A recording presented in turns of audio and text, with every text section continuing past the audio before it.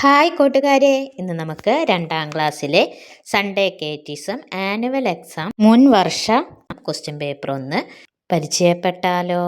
ഉത്തരം പറയുക. 1. ഈശോ മാമോദിസ സ്വീകരിച്ചത് ആരിൽ നിന്ന്? 2. ബൈബിളിലൂടെ നമ്മോട് സംസാരിക്കുന്നത് ആരെ? 3. അപ്പസ്തോലന്മാരുടെ പ്രവർത്തനങ്ങൾ എന്ന ഗ്രന്ഥത്തിൻ്റെ രചയിതാവ് ആരെ? 4. നമ്മുടെ ജീവന്റെ അപ്പം ഏത്? 5. ഈശോയെ കുരിശിൽ തറച്ച സ്ഥലം ഏത്? 6.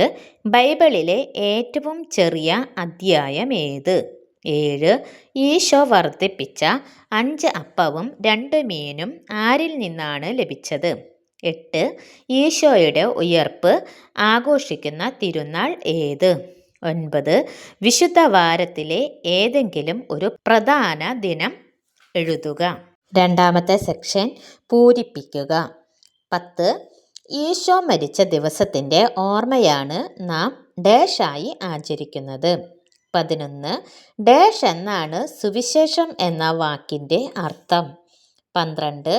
കർത്താവേ ഡാഷ് ഞങ്ങളിൽ കനിയണമേ. 13. സുവിശേഷങ്ങളിൽ ഏറ്റവും ചെറിയത് ഡാഷ് എഴുതിയ സുവിശേഷമാണ്.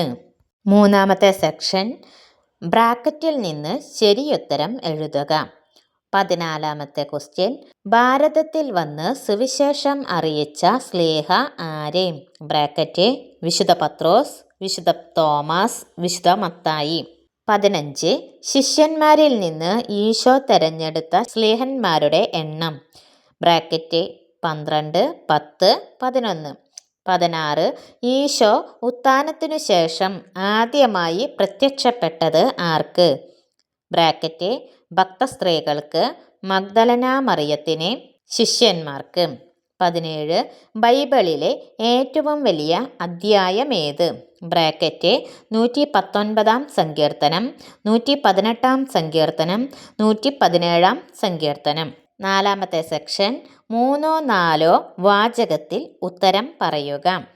18. ഉണ്ണീശോയ്ക്ക് ജ്ഞാനികൾ നൽകിയ സമ്മാനങ്ങൾ ഏവ? 19. ഈശോ കുരിശിൽ കിടന്ന് ശത്രുക്കൾക്ക് വേണ്ടി പ്രാർത്ഥിച്ചത് എന്ത്? 20. ശിഷ്യന്മാർക്ക് പ്രത്യക്ഷപ്പെട്ടപ്പോൾ ഈശോ പറഞ്ഞതെന്ത്?